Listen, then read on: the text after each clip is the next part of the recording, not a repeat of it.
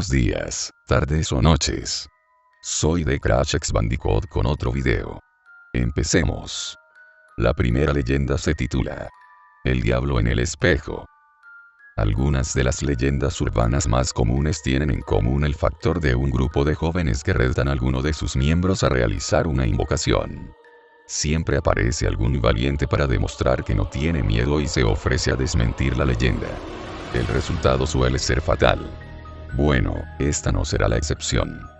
Unos amigos se reunieron aprovechando las fiestas navideñas para compartir una noche de alcohol y risas en mitad de un descampado. Como es habitual en este tipo de reuniones, sin saber cómo empezaron a contar historias de terror y leyendas que conocían. Un par de ellos escuchaban asustados las escalofriantes historias que se contaban, pero la mayoría, que ya llevaba un par de copas de más, aprovechaban para bromear y tratar de asustar con un grito o saltando sobre los amigos cada vez que la narración hacía un silencio. Sin embargo, cuando Alberto comenzó a contar su leyenda, todos se quedaron como petrificados. En Nochebuena, justamente a las 12 de la noche, el diablo hace la inspección en la tierra, la única en el año, así que si queremos verle tiene que ser ese mismo día a esa misma hora. Vete al baño, puesto que es el lugar más propicio para realizar el evento, y cierra la puerta. Enciende 12 velas, a poder ser negras, apaga la luz y sitúate enfrente del espejo. Cuando quede poco para que sean las 12, cierra los ojos y manténlos cerrados hasta que quede solo una campanada de las 12 que deben sonar. En ese momento el diablo se aparecerá en el espejo solo durante un segundo. Tras terminar su historia, nadie sabía qué decir. Los envalentonados muchachos estaban realmente asustados porque sabían que con las fuerzas del más allá no se debe bromear y la figura del diablo siempre ha sido una de las más temidas desde el comienzo de la humanidad. Pero para Pablo era el momento perfecto para hacerse el machito. Siempre había sido un segundón en el grupo y nadie le tomaba en cuenta, por lo que era el momento perfecto para hacerse el valiente. Eso es mentira y yo lo puedo demostrar cuando quieras. Todos se giraron a mirarle y rápidamente Alberto contestó: si tan valiente eres, ¿por qué no lo probamos? Dentro de un par de días será Nochebuena, yo mismo pongo las velas. Pero si te echas atrás te tendrás que comer las 12 velitas delante de todo el grupo en Año Nuevo. Ok, pero si lo hago y te demuestro lo contrario, quien se comerá las velas, serás tú, por bocazas. El grupo se rió y pasados unos minutos todo parecía haber quedado olvidado, pero para Alberto eso había sido un desafío a su autoridad como el líder del grupo y no iba a quedar así. Por lo que un par de días después se presentó en la casa de Pablo con una bolsa que contenía 12 velas negras, una Biblia satánica que le había prestado un amigo gótico de su hermana, un pentagrama con la cabeza de un carnero y una cámara capaz de grabar en la oscuridad que su padre guardaba en uno de los armarios como si fuera de oro. Su intención era que cuando Pablo viera lo completo de su ritual de invocación se echara atrás y le pidiera disculpas, pero lo que no se podía esperar es que el chico, reafirmado en su intención de hacerle comerse las velas frente a todos en la fiesta de Año Nuevo, bromeara sobre el tamaño de estas. ¿Qué pasa, Alberto, que no las había más grandes? ¿Tanto miedo te da tragártelas delante del grupo que has ido a comprar velas de cumpleaños? Tú tranquilo, Pablito, que cuando te cagues del susto al menos las llamas de las velas ocultarán el olor. Alberto entró en la casa de Pablo y sin dirigirle ni una mirada más pasó al baño de su habitación. Tal y como había visto en varias páginas de invocaciones que había encontrado en internet, colocó 5 de las velas en cada una de las puntas del pentagrama, 4 de ellas a los lados del espejo y las 3 restantes junto a la Biblia satánica que intencionadamente dejó abierta por una página en la que había una especie de invocación ritual. La escena del cuarto de baño con el pentagrama iluminado únicamente por la luz de las velas era digno de una película de terror, y Pablo, a pesar de tener que hacerse el valiente, sintió como se le encogía el estómago al pensar que tenía que entrar solo para realizar la invocación. Bueno, chaval, hasta aquí puedo estar yo en el baño, dijo Alberto con voz socarrona. Por si te echas atrás en el último momento y abres los ojos antes de tiempo, te he colocado una cámara de vídeo. Mucha suerte, espero que la leyenda no sea cierta porque de lo contrario no creo que lo cuentes. Dijo intentando darle aún más miedo. Yo te espero aquí fuera para que no te dé por salir corriendo. Pablo se encontraba adentro del baño con la luz apagada, faltaba menos de un minuto y ya sentía como las gotas de sudor le caían por la frente. Una cosa es hacerse el chulito delante de todo el mundo, pero otra era encontrarse con ese escenario aterrador y disponerse a invocar al mismo diablo por una apuesta. Sin embargo, reunió todas sus fuerzas para no salir corriendo y cuando Alberto le avisó cerró los ojos. Pocos segundos después escuchó la primera campanada del reloj que tenían sus padres en el salón. El miedo que tenía y el silencio era tal que cada una de ellas parecían sonar cada vez más lentas. Al tener los ojos cerrados no percibió que con cada campanada se apagaba una vela, como si el mismo diablo estuviera consumiendo cada una de ellas al ritmo necesario para que se apagaran simultáneamente a cada uno de los clan del reloj. Al sonar la campanada número 11, tal y como le había indicado Alberto, Pablo abrió los ojos. Alberto al otro lado de la puerta del baño esperaba que Pablo se echara atrás y saliera en cualquier momento, pero tras sonar la última campanada todo quedó en silencio. Llamó a su amigo pero no obtenía respuesta, ya había transcurrido más de un minuto y Pablo no salía, así que decidió abrir la puerta. Al abrirla todo estaba a oscuras y solo se escuchaba una respiración ahogada en el suelo, un fuerte olor a azufre inundaba el lugar y Alberto sintió que algo iba mal. Encendió la luz del baño y se encontró al otro chico con la cara desencajada del miedo mientras se llevaba fuertemente la mano al pecho. De puro terror había sufrido un ataque al corazón y lo único que alcanzaba a decir era: "Lo he visto, lo he visto". Al llegar al hospital los médicos no salían de su asombro, el corazón parecía estar bien y perfectamente recuperado, no obstante el chico se encontraba en una especie de shock y no hablaba con nadie, salvo para repetir una y otra vez que lo había visto. Días después salió del hospital perfectamente recuperado, al menos físicamente, ya que nunca volvió a ser el mismo, se convirtió en una persona asustadiza y retraída que frecuentemente se quedaba pensativo y en silencio a mitad de una conversación. Alberto por su parte nunca se atrevió a ver lo que contenía la cinta y decidió tirarla a la basura junto a los objetos que se habían usado en la invocación. Quién sabe si algún día alguien la encontrará y podrá presenciar qué fue lo que vio Pablo antes de que se apagara la última vela. Por su parte Pablo sabe que volverá a ver al diablo el día que muera, ya que éste vendrá a reclamar su alma en persona. El siguiente relato se titula El autobús fantasma. De la ciudad de Toluca a la ciudad de Ixtapan de la Sal, anteriormente era obligado transitar por una carretera bastante sinuosa y peligrosa, pues bordea un precipicio sumamente profundo casi vertical y de roca sólida. Actualmente existe una autopista. Un día de tantos un autobús partió de Ixtapan de la Sal con rumbo a Toluca. El viaje era de lo más normal aunque circulaba por la noche, muchos de los pasajeros habían hecho ese viaje varias veces así que aprovechaban para dormir. El autobús inició el viaje lleno, subió por la cuesta sin problemas cuando comenzó a llover, como tantas veces en esa parte del camino, entonces alcanzó el punto más alto y luego inició el descenso e iniciaron las famosas curvas de Calderón, un tramo de carretera, en el cual las curvas son sumamente cerradas y peligrosas, además se caracteriza porque sin importar si se va a Toluca o se viene de ella esa parte es de bajada, pues es parte de una hondonada bastante grande y donde hay un puente en el cual solo cabe un auto y está además al salir de una curva muy cerrada. En ese puente han ocurrido accidentes muy graves y muchos de ellos mortales, está tan hondo que a no ser por la cantidad de piedras afiladas a los lados, fácilmente podría sujetarse un bungee. El autobús en cuestión inició su descenso, con lluvia y por supuesto el pavimento mojado.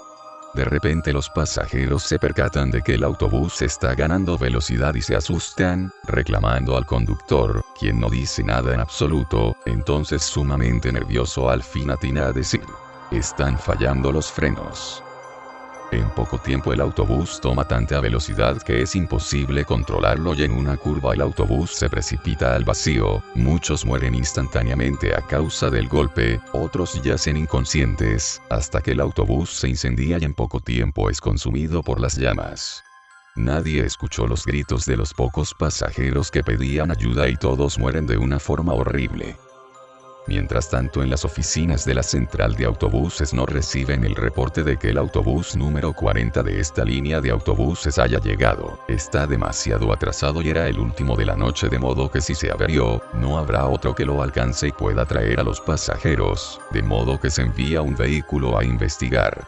No parece haber rastro de él en todo el trayecto, al menos no hasta llegar a las curvas de Calderón, donde una patrulla de la policía ha localizado un terrible accidente. No hay supervivientes y los cuerpos están unos destrozados fuera de lo que quedó del autobús y otros calcinados dentro del mismo. Solo fue noticia por poco tiempo, pero a partir de esa fecha y por las noches, si te encuentras en la carretera de Ixtapan de la Sal, con rumbo a Toluca por la noche e intentas subir a un autobús, es posible que sea el número 40 el que se pare y te abra la puerta. Al abordarlo notarás que es un autobús antiguo, pero en buenas condiciones, y como algunas líneas de autobuses usan vehículos no tan nuevos, no te importará mucho, pero entonces te percatarás de que aun cuando va lleno, con personas de pie, hay siempre un lugar vacío, o 2 o 3, siempre de acuerdo con el número de personas que se acaben de subir. Nadie ocupa esos asientos, así que te sientas aun cuando te parece raro, y sientes un vacío en el estómago. Te percatas de que a pesar de la hora nadie va dormido, mujeres, hombres y niños van despiertos, pero nadie habla, ni siquiera los niños, es un silencio pesado, además todos van bien arreglados. ¿Por qué? Nadie lo sabe. El auxiliar del chofer, quien revisa los billetes o te cobra el pasaje, comienza pocos minutos después a revisarlos. Preparas el importe de tu pasaje, pero jamás pasa a tu lugar para solicitar el costo. Eso es aún más raro, pero piensas que al bajar en la terminal pagarás. Llegas a Toluca sin contratiempos, pero pasada la medianoche, entonces el chofer detiene la unidad antes de llegar a la terminal y te dice que debes bajar en ese momento, aunque el trayecto no ha acabado y no entiendes la razón, obedeces. Entonces al llegar a la altura del chofer, el único que habla, y al intentar pagar tu pasaje, te dice que no es nada y añade: baja ahora y no te gires antes de que cierre la puerta o jamás dejarás el autobús. Quienes obedecen, bajan y no se giran, sino hasta que se escucha el sonido de la puerta al cerrar y el motor del autobús arrancar, solo para darse cuenta de que no hay autobús, este mismo ha desaparecido. Los desobedientes al bajar y girarse ven el autobús hecho pedazos, dentro esqueletos descarnados y el chofer mirándote sin decir nada. El autobús desaparece y la persona en cuestión muere unos días después. Se dice que a partir de ese momento su fantasma sube al autobús y viajará eternamente en él, por causa de su desobediencia. Si por casualidad algún día viajas a Ixtapan de la Sal y de regreso tu auto no funciona, no te arriesgues, si es de noche, a subirte a un autobús, quizás sea el número 40. Si es así, solo obedece las instrucciones, de ese modo podrás contarlo, de lo contrario serás condenado a viajar por esa ruta, en ese autobús por la eternidad. Y la última leyenda se titula La Casa de los Espejos. En la parte antigua de la ciudad española de Cádiz, por la hermosa zona costera de la Alameda Apodaca y frente al monumento del Marqués de Comillas, se yergue imponente una elegante casa de 3 pisos y abundantes ventanas que evoca con su arquitectura épocas pasadas. Cuenta la leyenda que en aquella casa vivía un importante almirante junto a su esposa y su hija. El almirante, que adoraba y consentía a su hija más de la cuenta, le traía un nuevo espejo cada vez que volvía de uno de sus viajes a tierras americanas. Su hija coleccionaba espejos. Y así, como un reflejo del afecto que el almirante sentía por su hija, con el paso de los años la casa fue repletándose de espejos en los cuales la hermosa chica podía mirarse una y otra vez, satisfaciéndose con aquella belleza de la cual su padre presumía ante sus amigos y compañeros. Mientras su madre, sumida en las espesas sombras del olvido, sufría cada vez más celos y su resentimiento hacia su propia hija crecía y crecía cada vez más. A medida que el tiempo pasaba, las discusiones y peleas entre madre e hija cada vez eran más frecuentes en los periodos en que el almirante se ausentaba. La relación madre-hija estaba cada vez más contaminada por el secreto odio que había empezado a crecer en la madre, por un sentimiento tan bajo y tan ciego que acabó por arrastrar a crimen a la esposa del almirante. En uno de aquellos viajes de su esposo, la mujer del almirante aprovechó para poner veneno en una bebida, y así acabar de una vez y para siempre con aquella hija a la cual terminó viendo como una rival, a la que debía liquidar para recuperar el amor que le había sido robado. Cuando el padre de la joven regresó, se deshizo en llanto al saber que su amada hija había muerto. Según la esposa, una terrible enfermedad fue la causa de la muerte.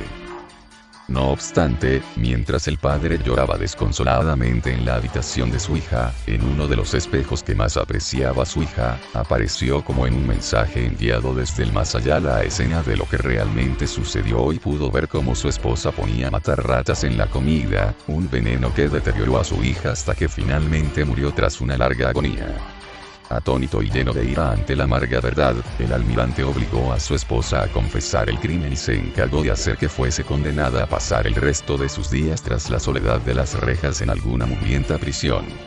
Sin embargo, y pese a haberse hecho justicia, el viejo marinero nunca más pudo vivir en aquella enorme casa en que cada espejo le recordaba a su hija perdida.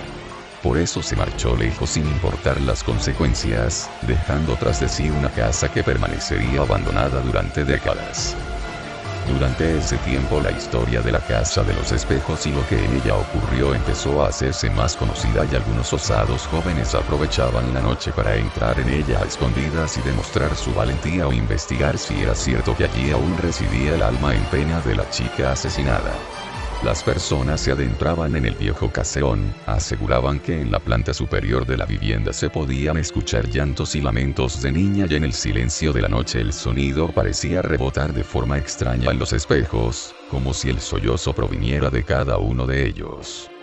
Pero si hay algo aún más escalofriante es el relato de aquellos que osaron romper uno de los espejos. Según cuentan, en los fragmentos de estos no se reflejaba su rostro, como si el trozo de espejo se negara a devolver su imagen en su lugar, y si uno era tan imprudente como para mirarlo fijamente el suficiente tiempo aparecería la niña muerta reflejada, asomando lentamente su cara con una expresión de ira que haría palidecer al más valiente. Normalmente aterrorizados huían lo más rápidamente posible del lugar, y mientras escapaban, podían ver por el rabillo del ojo, como la niña les observaba desde dentro de los espejos que aún seguían intactos. Actualmente la casa ha sido restaurada, sus paredes se han pintado de verde y en su entrada se ha colgado un cartel que dice: Alameda Apodaca S.L., venta de viviendas de lujo. No obstante, toda esa fachada es una máscara vacía que no engaña a nadie, pues todo el que conoce la leyenda y cree en fantasmas, mira con cierto temor o respeto a aquella casa en la que hace apenas unos pocos años los jóvenes seguían organizando incursiones en grupo o concursos para ver quién se atrevía a permanecer más tiempo dentro del caserón. Ninguno se atrevió a entrar por segunda vez. Bueno, aquí todo por hoy. No olviden darle me gusta al video y suscribirse. Hasta la próxima. Adiós.